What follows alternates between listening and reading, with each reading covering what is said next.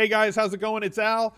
We're going to take a first look at Week 15 on DraftKings for NFL. I'm going to build a lineup here. We're going to go through position by position, talk about some quarterbacks that I think are in play for Week 15, running backs, wide receivers, tight ends, defense, and see if we can fit these guys in on a flex.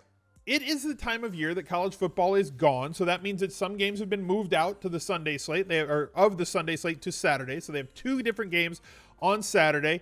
Don't know if they're going to do a two-game slate or showdowns. I would assume they're going to do two separate showdowns for Saturday. If I have the time later this week, I might pump out another video for those, so be on the lookout for that.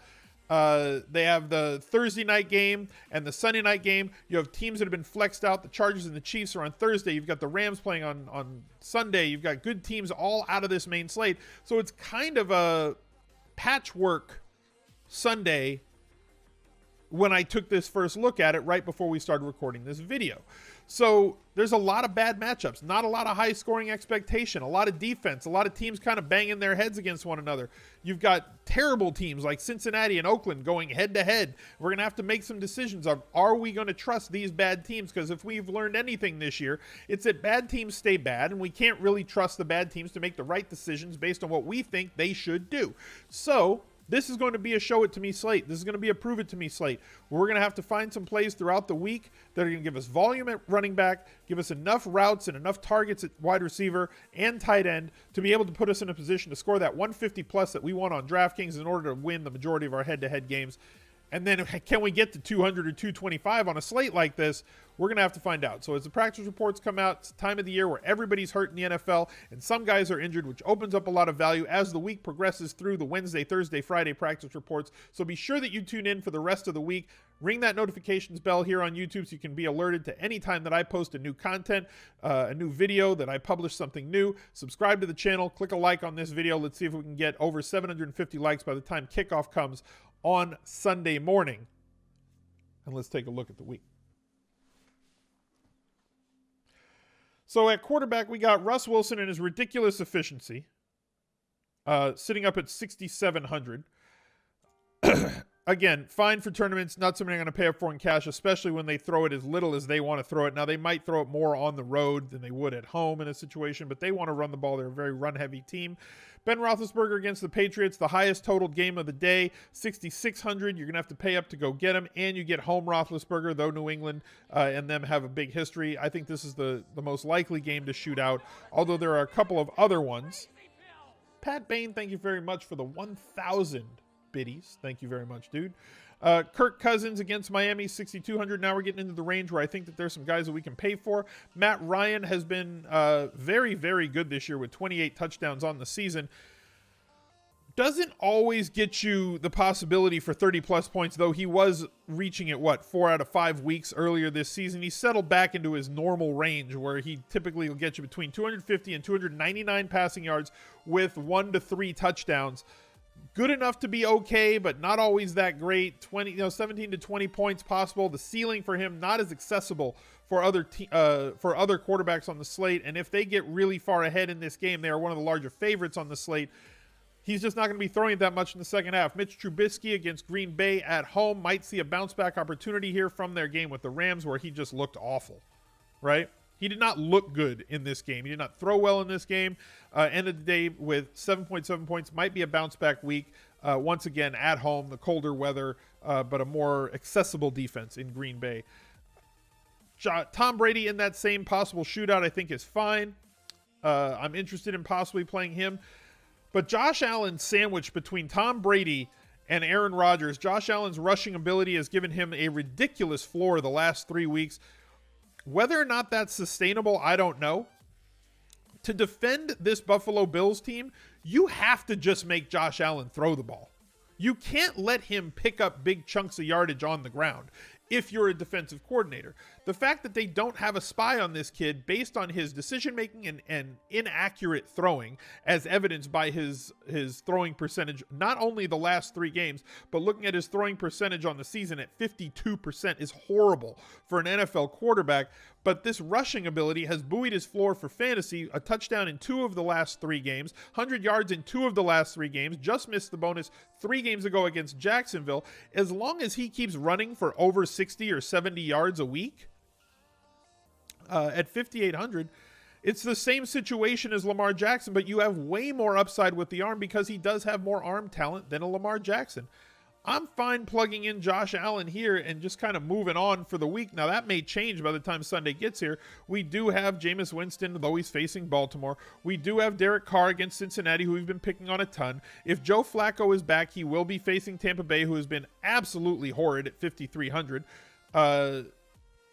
And then Nick Mullins, who's had a couple of good weeks and facing off against Seattle at home, who's got 2 straight weeks over 20 points at 4,800. Josh Jackson down at 43, I think is more viable for tournaments. But I think we can build the lineup that we want to build with Josh Allen in it. So we're going to take a look at running backs. Saquon Barkley, yes, I know it's a tough defensive matchup. But it's not like he hasn't faced tough defensive matchups before. Washington's a tough defensive matchup. Chicago's a tough defensive matchup. Philadelphia falling apart in the last 4 or 5 weeks against the run, but they are theoretically a very tough defensive matchup. Washington, second time. Philly, the first time. They only scored 13 points. He still had 40. Carolina, tough for running backs, had 28.9. Jacksonville, week 1, 23. He's matchup proof. He just scores 20 points every single week, between 20 and 40 points out of your running back. 9,400. He's finally priced appropriately again. 7,900 a couple weeks ago got you 20. 8,900 last week got you 32.7. I'm totally okay with Barkley once again. You guys know how much of a sucker I am for volume. I want Ezekiel Elliott as well. We're playing Team Jam 'em in this week for this first look lineup. Zeke was already leading the league in touches for running backs coming into week 14, and he had 40 touches last week. That's absurd. I'm not expecting 40 more touches, okay? But 25 is not out of the realm of possibility to 30, considering he had 30 in week 11, he had 31 in week 12, he had 29 in week 13, and then 40 here. The guy just keeps getting fed the rock every single week. And there's going to be the argument that Amari Cooper's presence on this team, don't you think that Amari Cooper being on the Cowboys is going to take away from Ezekiel Elliott? Definitely not. I think it's going to add to Ezekiel Elliott's effectiveness, because now safeties can't creep up now that they've got a premium wide receiver on their team, an athlete that can run routes, take the roof off of a defense and bust plays on yards after the catch. So if anything, he complements Ezekiel Elliott. So I want to see if we can make a lineup fitting Ezekiel Elliott in there, even though it's a tough matchup. It's on the road. I understand that. There's other guys that we can fit in here, and we'll talk about them real quick. Aaron Jones at 6,600, still not getting a ton of love and playing against Chicago. Probably not the play this week. Dalvin Cook has looked better, but still not getting the amount of volume that I really want from on a week-in, week-out basis. Tournament only there. Tariq Cohen, same sort of a situation. Tournament play, not really somebody I want to play in cash based on the amount of touches that he's getting. He's fringy for cash. Not quite in that Alvin Kamara CMC role, getting less than 10 carries. He's more of a beefed up Chris Thompson, where you're going to get like 5 to 8 carries and maybe 6 or 7 catches out of him. Banking on that in cash at 6,300 is tough. Joe Mixon at home in an easier matchup against Oakland is extremely palatable. I have my own biases with Joe Mixon. I can't trust the dude in fantasy. In daily fantasy, I've had issues with weeks where he's supposed to do great, but they don't feed him the volume. This is my issue. 31 touches last week. Outstanding. Unsustainable, but outstanding. I need 20 to 25 touches out of Joe Mixon every week if I'm the Bengals. Against Denver, 14. 21 against Cleveland, 15 against Baltimore. 13 against New Orleans. 24. Awesome. Back down to 16. Back down to 15 here. This is my issue, is that his volume is not sustainable. He's capable of handling that volume, but the coaching staff does not put him in a position to succeed on a week-in, week-out basis. Is the matchup fantastic? Yes. Should he touch the ball between 20 and 25 times against the Raiders and be very efficient with pretty much the majority of those touches, as bad as Oakland has been at stopping running backs, at tackling, yards before the contact, yards after contact, and yards per play? Yes, it is a perfect matchup for Joe Mixon on all of those angles and all those standpoints. Do you think Joe Mixon will get 20? He is as likely to get 23 or 24 carries as he is to get 14 or 15. And those 10 touches, that 10-touch gap, to me makes him so highly variant that I might end up on him at the end of the week. But for me, dude won me $1 million. Dude's finally getting touches. Road running back, and his team's an 8 or a 9 point underdog here on Monday morning, right? It is 10:45 on Monday morning as I'm recording this. I like David Johnson at 7,100. I know that David Johnson's going to get 20 touches because since Leftwich took over, he's done nothing but get 19 plus in every single game. The efficiency has not been there, but against Atlanta, who we know is a very bad defense against running backs, has allowed the most catches and targets to opposing running backs forever. For the last 2 seasons, 3 seasons. This is the third one. This is where we attack. I kind of want to do it for the first look again. I understand that Joe Mixon is a thing. I know that Jalen Samuels is still at 5,200. If Connor is out, he is still attractive down at that price point. And there's going to be other value that opens up throughout the week. But I want to see if we can fit this jam him in lineup with David Johnson, Ezekiel Elliott, and Saquon Barkley. I will take my 20 plus, my 25, and my 20 plus touches from these 3 cats and hopefully get up to the 70 plus touches out of those 3 running backs that I want, as well as the goal line work, inefficiencies on the defenses that they're facing, and all well involved in the pass game for DraftKings full PPR. Now, playing this lineup, obviously we're not going to be able to afford the high dollar wide receivers. HB Cards, thank you very much for the 5 months in a row with Twitch Prime. Appreciate you, man. We're going to have to find a cheaper defense. Usually I just blind plug in a 3K defense. Well, I mean, the Ravens are 3K. So they usually would be my plug and play. I know I'm going to have to come down a little bit further. So let's just go Bengals against Oakland. If you want to plug in, look, if you want to plug in Joe Mixon here and go against Oakland and get that compatibility between the Bengals defense and Joe Mixon, I'm fine with that. I'm not saying don't do it. You know, I might end up there myself. So we're going to have to find a cheap tight end, knowing that Kittle is, you know, in a great spot again this week and keeps getting fed, knowing that Gronk could possibly be back and in a good situation. Gronk back in terms of his usage around the goal line, which is what I was preaching last week. Tom Brady's a better quarterback when Gronk and Edelman are both there, and it showed this week, even though they ended up losing the game. Now, everybody's going to laugh because Gronk, you know, couldn't make a tackle and couldn't pivot. And why was Gronk on the field? He's on the field because you put your big guys out there to knock a pass down in case the other team goes for a Hail Mary. So I'm not getting into questioning that, but he's only 5,800. He still has touchdown upside with 2 in the last 3 games.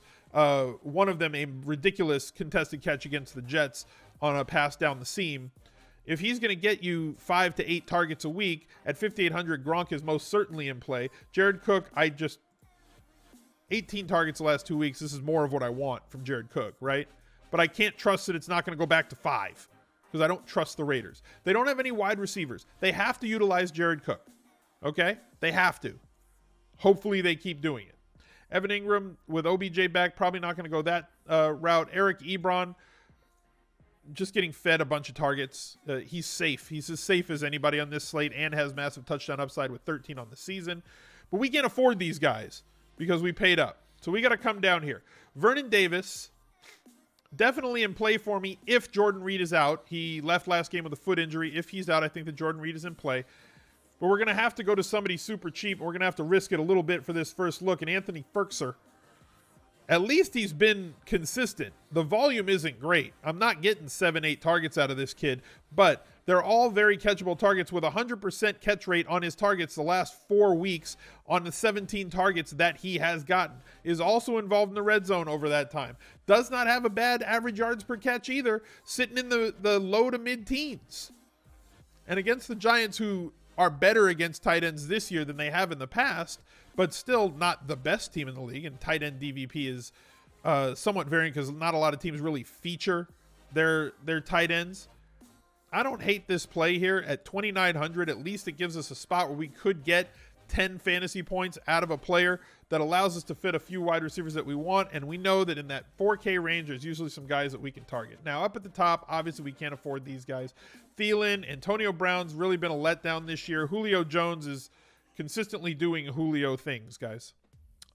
Somewhat of a matchup-proof cornerback, or matchup-proof in terms of wide receiver cornerback matchups. Yes, he had a bad game against Baltimore, but Green Bay 33, 27, 26, 26, averaging 22.5 on the year. Like Mark Twain, reports of his demise were greatly exaggerated. Juju Smith-Schuster has much upside as anybody on any slate with 36-plus points in 2 of the last 3 weeks.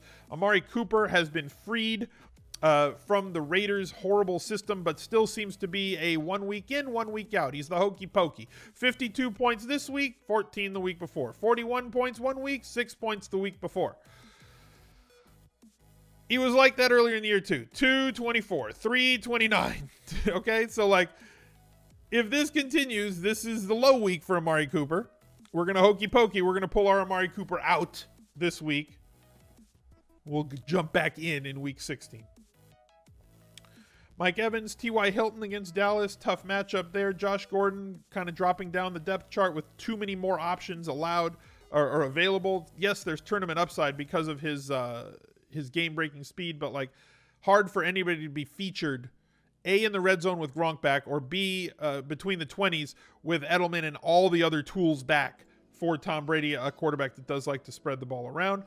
Allen Robinson, at least getting fed targets, 9, 8 the last couple of weeks. We're going to have to dial down a little bit more. Larry Fitzgerald at 4,700, probably not where I'm going to go. Mohamed Sanu, good targets last week, but typically sub 5 in terms of targets. Marquise Goodwin, I don't think he gets utilized with Mullins at quarterback the way that he was with Garoppolo at quarterback. He's off the list for me. Cobb, too inconsistent from week to week. John Brown is somebody who I am interested in if. I'm going to assume that Joe Flacco should be back this week for the purposes of this first look lineup. If Joe Flacco is back, John Brown is too cheap at 4,400. Shepard, not really thrilled with Shepard. Was on him last week with OBJ out, but not really a place that I really look to attack very often. Just not the type of player with the type of service that I need out of him for either a high floor or a really high ceiling. Pettis at least gives us a floor with the usage that he's had. Consistent 6, 7 targets, 4 touchdowns the last 3 weeks. That's probably not sustainable at all. But for 4,400 and this amount of volume, I'm okay with Dante Pettis. Leaving us one spot left, 4,500 remaining. Kenny Stills is where I'm going to go. Good volume the last couple of weeks. Found his way to the end zone. Against Minnesota, it is a tough matchup, but I don't think he's going to draw Rhodes. I think that that's going to go to Parker, which is going to let him run a little bit more free. He does have a good floor with the targets and big play upside as well. At 4,300, I can plug him, and that leaves us with Allen, Barkley, Elliott, Johnson, bringing back the days of Team Jam 'em in. Yes, we're taking some shots at wide receiver, but I think that if the things break well, we do get 20 to 25 targets out of those guys for less than 14K in total. The Bengals defense against Oakland, who is very mistake prone. We're taking a chance on Ferkser, and hopefully some value opens up between now and the end of the week, which it usually does at this time of year. So thank you guys for joining us once again. Please drop a like on this video. I would greatly appreciate that. I would love to see it happen. If you guys could be so kind to subscribe to the channel and click that notifications bell, that would be awesome. Here's the subscribe button. There's a link to another video for you guys to watch on this channel, and I'll catch up to you later in the week. Bye.